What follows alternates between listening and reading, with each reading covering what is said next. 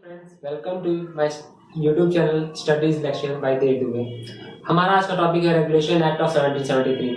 Regulation act of 1773 को जानने से पहले हम ये जानेंगे कि इस एक्ट के लाने के पीछे ब्रिटिश की वजह क्या थी और ऐसी क्या सिचुएशन आई कि ब्रिटिश ये एक्ट लाने पे मजबूर हो गए। तो जैसे हम जानते हैं कि 1600 में जब British east India company India I तो उनका एकमात्र उद्देश्य था ट्रेड करना और वो ट्रेडिंग ऑर्गेनाइजेशन थे। लेकिन जैसे जैसे समय बीतता गया वैसे वैसे उन्होंने ढेर सारे अन्य अधिकार प्राप्त करते गए यहाँ के राजाओं से, मुगल राजाओं से मिलनी। और जब 1665 में शाह आलम ने उन्हें अधिकार दिया दीवानी का, मतलब दीवानी अधिकार दे दिया बंगाल, बिहार, उड़ीसा का, तो उन्होंने भारतीयों पर ही जुर्म ढाना शुरू कर दिया और इसके चलते भारतीयों पर उन्होंने अतिरिक्त कर लगाने शुरू कर दिए, कर दरों में वृद्धि करनी शुरू कर दी। और तो और यहाँ पर भारतीयों के ही काम करने के लिए भारतीयों से ही रिश्वत लेना शुरू कर दिया। गिफ्ट के नाम पर, उपहार के नाम पर रिश्वत लेना शुरू कर दिया। रिश्वत लेने के अलावा इन्होंने भारतीयों पर और बहुत तरह से जुर्म ढाने शुरू कर दिए क्योंकि उनके पास पूरी तरीके से दीवानी अधिकार आ चुके थे। और दूसरा कारण इस एक्ट का लाने का था कि जो ईस्ट इंडिया कंपनी थी उनका फाइनेंशियल कंडीशन बहुत खराब हो चुका था। ईस्ट इंडिया कंपनी के फाइनेंशियल कंडीशन खराब होने के तीन प्रमुख कारण थे। पहला, उसे अमेरिका से हो रहे चाय व्यापार में घाटा सहना पड़ा।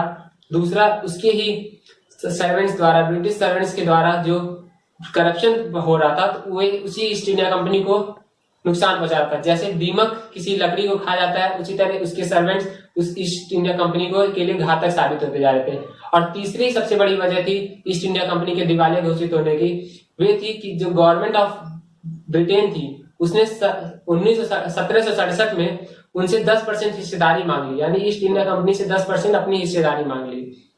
और हम आगे जानेंगे कि इस एक्ट के प्रोविजंस क्या है, फीचर्स क्या है और प्रमुख बिंदु क्या है। तो पहला प्रमुख बिंदु इस एक्ट में ये कहा गया था कि अब सारे जो जगह प्रेसिडेंसीज है और जो ब्रिटिश ऑक्युपाइड टेरिटरीज है उसे सेंट्रलाइज किया गया, यानी जो बंगाल की प्रेसिडेंसी थी उसे सुप्रीम बना दिया गया और मद्रास और बॉम्बे की प्रेसिडेंसी को उसके सबऑर्डिनेट बना दिया गया। लेकिन एक सिचुएशन रखी गई कि अगर इमरजेंसी होगी तो मद्रास और बॉम्बे अपने खुद डिसीजन ले सकेंगे और गवर्नर जो बंगाल का होता था उन्हें गवर्नर जनरल ऑफ बंगाल की उपाधि दे दी गई। गवर्नर जनरल का एक काम था नए नए रूल रेगुलेशन बनाना, नए नए ऑर्डिनेंसेस जारी करना, लेकिन उसे इन ऑर्डिनेंस को सुप्रीम कोर्ट में रजिस्टर करना पड़ता था। और इसके अलावा जो कोर्ट ऑफ डायरेक्टर्स होते थे इनके टर्म्स में भी जो कार्य करने की समय थी उसको भी बढ़ा दिया गया।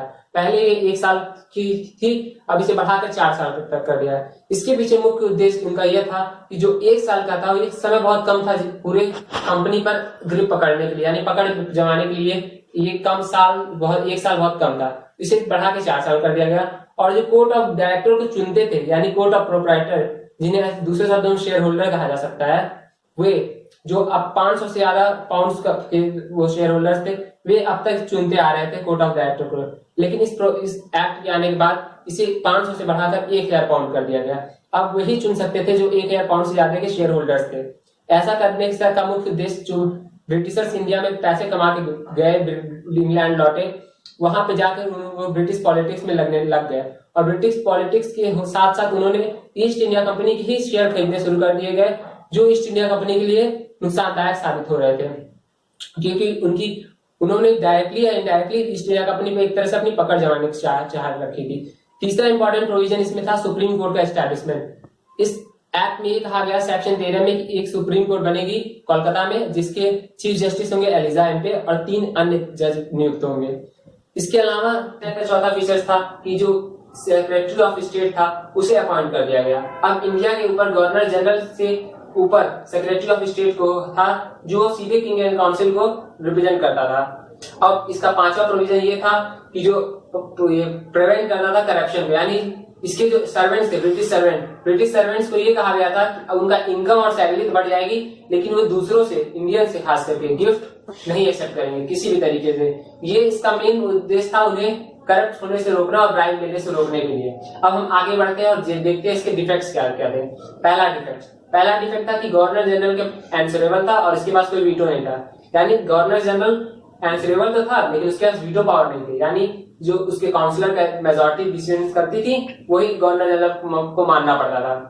और तो और जो सुप्रीम कोर्ट थी और जो काउंसिल थी उसके जुरिस्डिक्शन में कोई डिफरेंस नहीं था, कोई तय नहीं था कि कहाँ तक सुप्रीम कोर्ट का जुरिस्डिक्शन है, कहाँ तक काउंसिल तक का जुरिस्डिक्शन है, जिसकी वजह से सुप्रीम कोर्ट और काउंसिल के बीच में बहुत ढेर सारी मतभेद थी, जिसका रिजल्ट हम 3 केस देखते हैं, राजा नंद कुमार केस, पटना केस और काशीजुरा केस। और बाद में एक्ट ऑफ सेटलमेंट आके इन्हें सॉर्ट आउट करने की कोशिश की जाती है।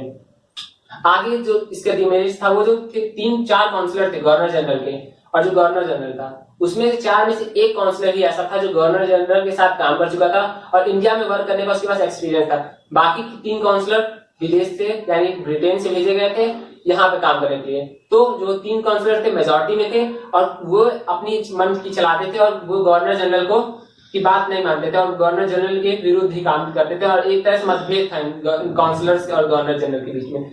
इसके अलावा जो अन्य फीचर है वो डिमेरिट्स थे, वो ये था कि ये एक अनसक्सेसफुल इवेंट था और अनसक्सेसफुल एक्ट था।